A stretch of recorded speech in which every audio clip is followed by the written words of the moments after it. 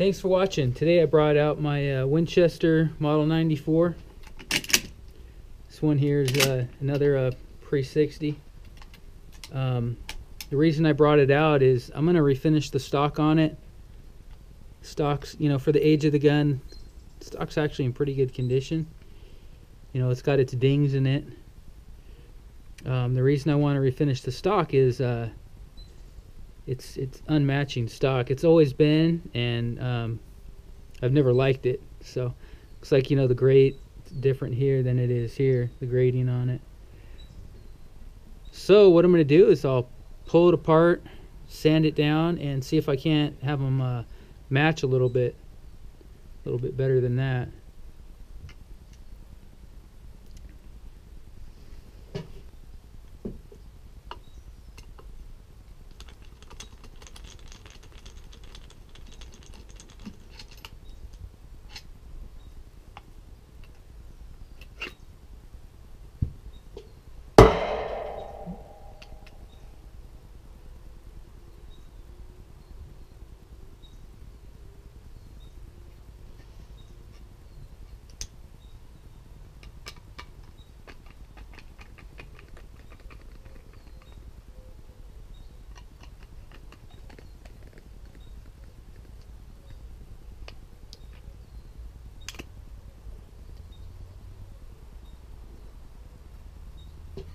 And then as I pull it apart, I like to put the screws back where I pulled them from.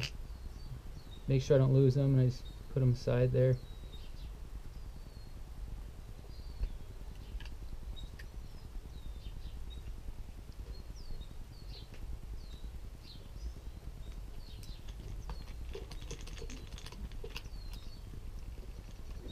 Just got a couple screws to be removed up front here. Now these here, they're going to be two different screws. One's longer than the other, obviously, so you can't, when you put those back, you can't put them in the wrong spot. So we'll go ahead and remove those guys. Another screw we've got to remove here. This one here is going to have a spring behind it, so when you remove it, make sure and hold your finger in front of it to prevent the spring from shooting out. It is an older gun, so the spring isn't going to be it's not going to shoot out like a new spring would. Some of those new ones, those guys talk about them just flying out. So there's our spring coming out. There's our screws. Another screw. It's different than the rest of them also. Another thing you can do if you want to remember, if you're doing it all on the same day, to make it easier to remember where they came from, kind of put them in the order, make a little design where they came off. This one was down below here, this one was up front and on the side, and this one was in the back. Just something like that, something simple, whatever. So then we can go ahead and pull this guy out. It's coming right out.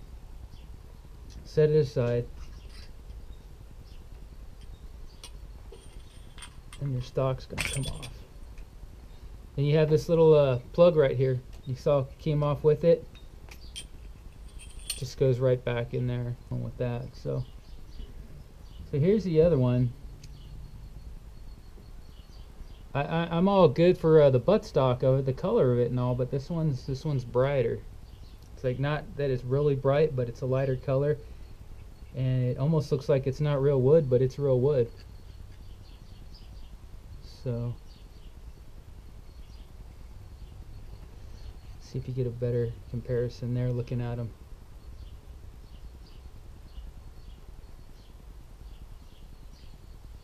So what I'll do is I'll sand them down and see if I can't make a match.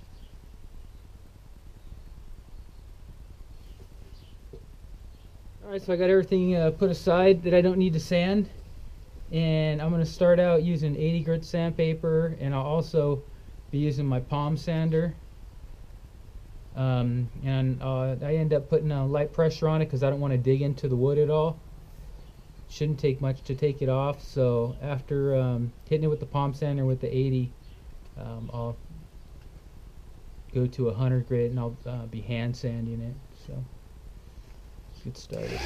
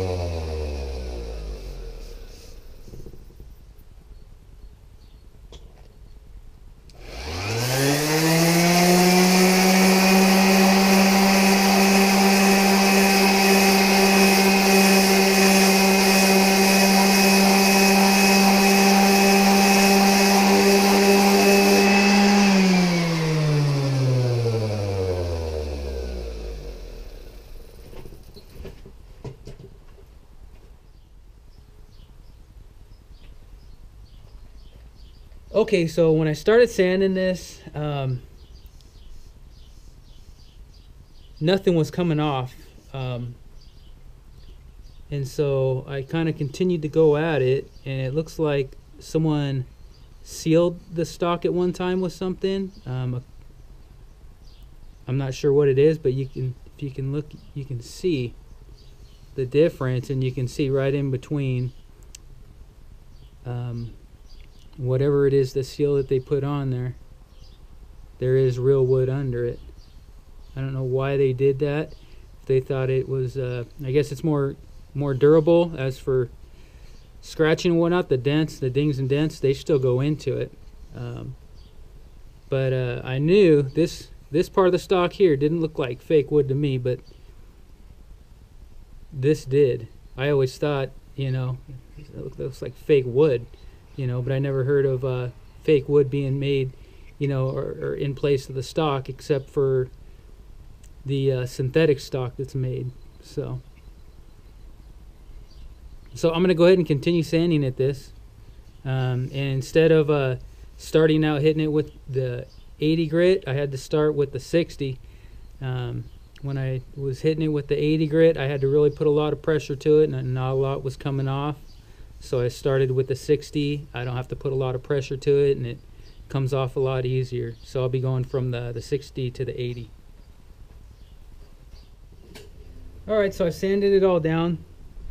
And what I'm going to do now is I'm going to wipe it down and make sure I got everything off before I go into the finer grit. Because what I sanded with is I started with the 60 to get off the material that was on there. It smelled like fiberglass. I'm not sure exactly what it was. But what I want to do, like I said, I'm going to wipe it down before I get into sanding with the fine sandpaper. I want to make sure got everything off of there. So just take a damp cloth, wipe it down. You're really just taking off the sawdust that was on there, getting it all off, and then look it over.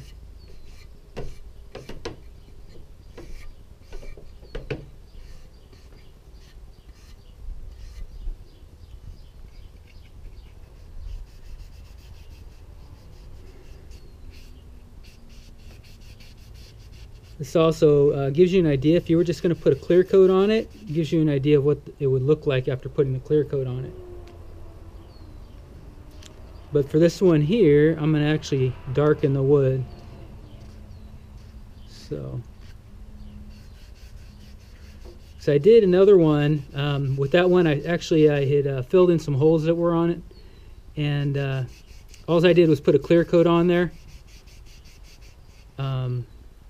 And it looks good. It looks decent. I like the darker wood, because I have another Model 94 that actually came factory with the darker walnut wood, and I like that better. So I'll go ahead and see what I can put together stain wise for this one here.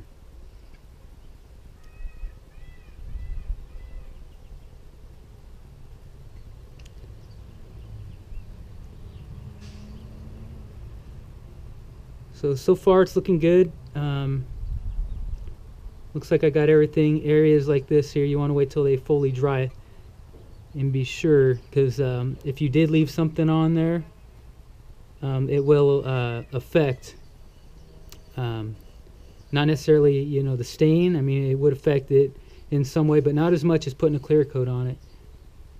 If you haven't got everything off and you put a clear coat on it, the clear coating won't take to where that's going to be. I'll give you an example here. Right up here, this is where the clamp goes, so I'm not necessarily really worried about that.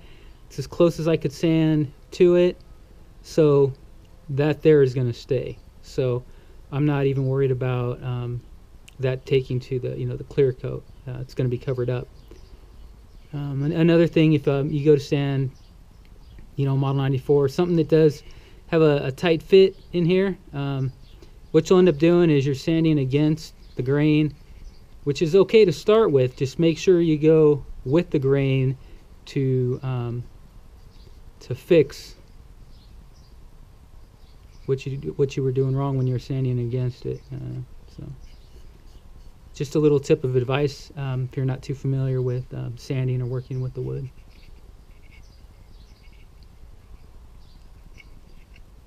Alright, so here we're good for sure. For sure, I might do a little more touch up, like see right here. I don't know if you can tell as well as I can. Just that little tiny part of it there, I need to hit that with the sander a little bit more. And then maybe right about here, I'll hit that with the sander again too, because there is the outside part of it there that you will see right along there. So,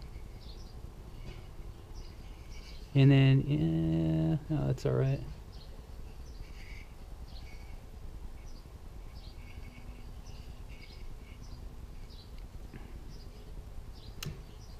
Right here, probably want to hit that again with the sander.